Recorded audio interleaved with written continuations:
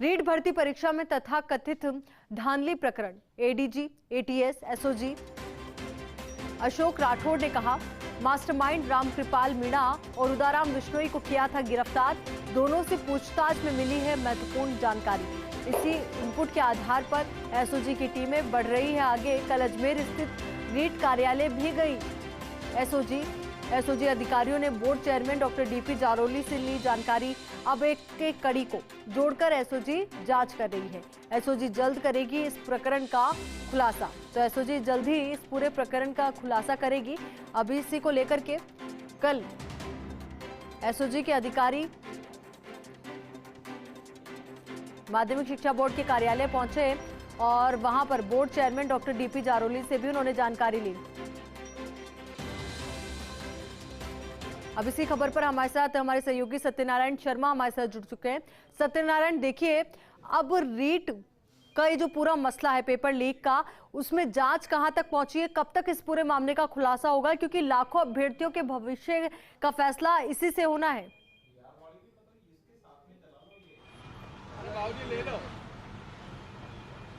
देखिए, ऐसे समझना पड़ेगा हमको। रीट परीक्षा हुई थी, उसके बाद में सरकार ने कहा था कि कोई पेपर आउट नहीं हुआ है। पुलिस ने कहा था, एसओजी ने कहा था पेपर आउट नहीं हुआ है।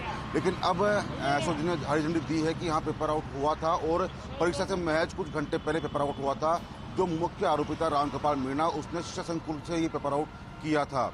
1,22,00,000 रुपए। तो दूसरा आरोपी था उदाराम बिश्नोई, उससे पैसे लिए थे। उसके बाद पेपर आउट किया गया था। काफी राजनीति इस पेपर को लेकर और फिलहाल एसओजी ने इस पूरे प्रकरण के अंदर 35 आरोपी अभी तक गिरफ्तार कर चुकी है। कल हमारी बात हुई है एडीजी, एटीएस, एसओजी जो अशोक राठौड़ उनसे बात हुई है। उनका साफ कहना है कि कड़ी से कड़ी जोड़कर एसओजी मुख्य जो आरोपी वहां तक पहुंच गई है। अब इसके अंदर कौन कौन शामिल है, हालांकि ये बात जरूर कही गई है कि ये पेपर आउट हुआ है लेकिन वैध स्तर पर नहीं हुआ, यानी कि केवल 1,22,00,000 रुपए जो लिए गए बात सामने आई है। उसके अंदर लगता है कि पेपर आउट वैध स्तर पर नहीं हुआ। ये देखिए, हम एसओजी का मुख्यालय यहाँ पर खड़े हैं। हालांकि जो एसओजी के अधिकारी है अंदर जो आरोपी है उनसे पूछताछ कर रहे हैं। जो मुख्य आरोपी है रामकृपाल मीणा और उदाराम बिश्नोई, उनको कल कोर्ट में पेश किया गया। कोर्ट में पेश करने के बाद में जो 30 जनवरी तक उनको जो रिमांड लिया गया है, रिमांड के अनुसार उनसे बात की जाएगी और साथ साथ अगर जरूरत पड़ेगी तो एसओजी की एक टीम अजमेर भी जाएगी। अजमेर जाकर जो वहाँ के जो अध्यक्ष जारोली, उनसे बातचीत करेगी। कल भी टीम अजमेर गई थी, उनसे बातचीत की थी। ये बात भी सामने आई कि जो पेपर जयपुर का जो स्ट्रांग रूम है, शिक्षा संकुल के अंदर जो स्ट्रांग रूम है, वहाँ से पेपर आउट हुआ। तो पेपर आउट होने के बाद में उसकी कितनी फोटो क्लिक की गई है, कितनी बार व्हाट्सएप पे उसको जयपुर के अभ्यर्थियों को दिया गया है, इसकी जांच की जाएगी। साथ साथ अशोक राठौड़ ने साफ कहा है कि जिन जिन अभ्यर्थियों ने इस लीक पेपर का फायदा लिया है उनकी गिरफ्तारी भी की जाएगी। आयुषी, निश्चित तौर पर जांच होनी भी चाहिए और कड़ा एक्शन भी होना चाहिए सत्यनारायण, क्योंकि लाखों अभ्यर्थियों से जुड़ा ये पूरा मसला है। हमारे सहयोगी शुभम जैन भी हमारे साथ जुड़ चुके हैं। शुभम, देखिए, रीट पेपर लीक की जो जांच की आंच है वो कल माध्यमिक शिक्षा बोर्ड तक भी पहुंची और ऐसे में कल वहां से भी कई दस्तावेज और जानकारी जुटाई गई।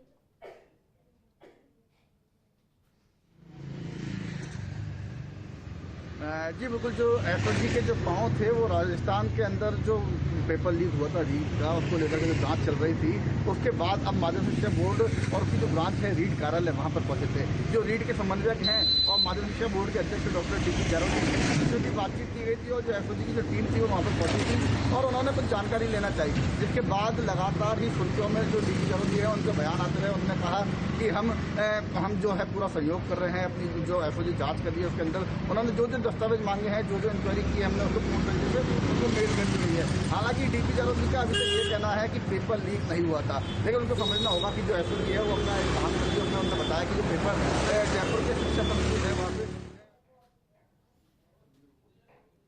चलिए शुभम, आपके पास मैं वापस से लौटूंगी। एक बार फिर से सहयोगी सत्यनारायण का रुख कर लेते हैं। सत्यनारायण, देखिए, 35 नाम अभी सामने आ चुके हैं, पर एक एक कड़ी बहुत महत्वपूर्ण है, क्योंकि उस कड़ी के जरिए और कितने लोगों तक ये पेपर पहुंचा, इसकी जांच होना बहुत ज्यादा जरूरी है।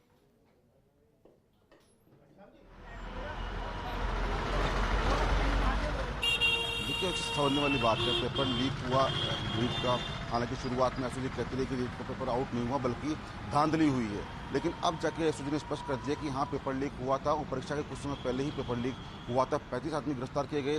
पहले मुख्य माइंड था बत्तीलाल मीणा, उसके बाद में भजन लाल बिश्नोई और अब रामकृपाल मीणा, यानी कि मुख्य मास्टरमाइंड रामकृपाल मीणा था। लेकिन अभी भी एसओजी मान रहे कि अभी भी इसके अंदर कई लोगों की मिलीभगत हो सकती है।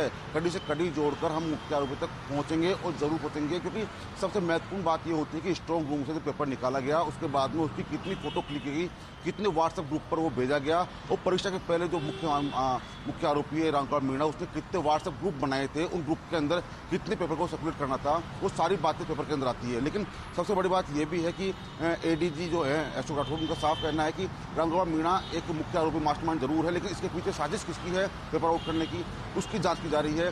3 टीमें गठित की गई है, एक टीम बांसवाड़ा गई है, एक टीम बाड़मेर गई है, एक टीम अजमेर गई है।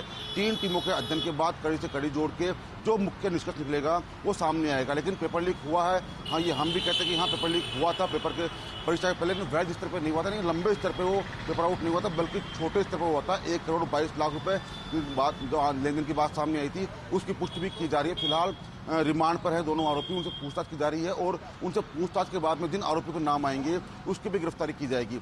साथ साथ बता दूं आपको कि जो अभ्यर्थी, जिन अभ्यर्थियों ने इस लीक पेपर से फायदा लिया है, उनकी गिरफ्तारी भी की जाएगी। आयुषी, बिल्कुल सत्यनारायण, उनकी गिरफ्तारी भी होनी चाहिए क्योंकि रीट में चीट का ये पूरा मसला है। सहयोगी शुभम लगातार हमारे साथ बने हुए। शुभम, बोर्ड चेयरमैन से आपकी कल के बाद कुछ बात हुई क्या, और जानकारी उन्होंने आपको दी?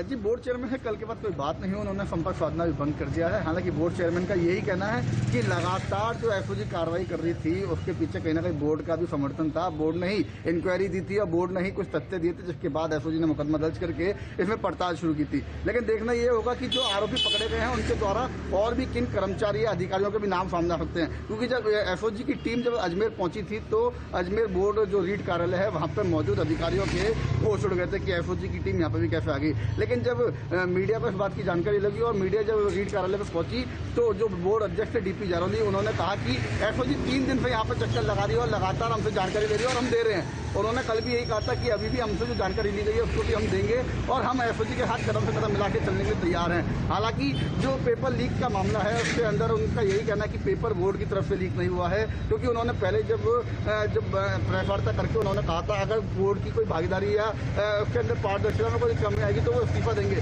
लेकिन वो इस बात से भी कल मुबरक नजर आए। हालांकि जो बोर्ड अध्यक्ष जारोली है उन्होंने कहा है कि उन्होंने दस्तावेज जो भी बोर्ड एसओजी के द्वारा मांगे गए थे वो दे दिए गए हैं। लेकिन अब जांच का विषय ये है कि पेपर जो था वो बीच में हुआ या शिक्षा संकुल से जो हुआ है उसके अंदर कौन कौन और लिप्त हैं, जो पेपर लीक हुआ वो कितने लोगों के पास पहुंचा है, और जो एसओजी की टीम है वो लगातार बोर्ड कार्यालय पर आएगी और उन्होंने कहा कि आगे भी अगर वो आएगी तो हमसे जो भी जानकारी ली जाएगी हम उस जानकारी को पूरा साझा करेंगे।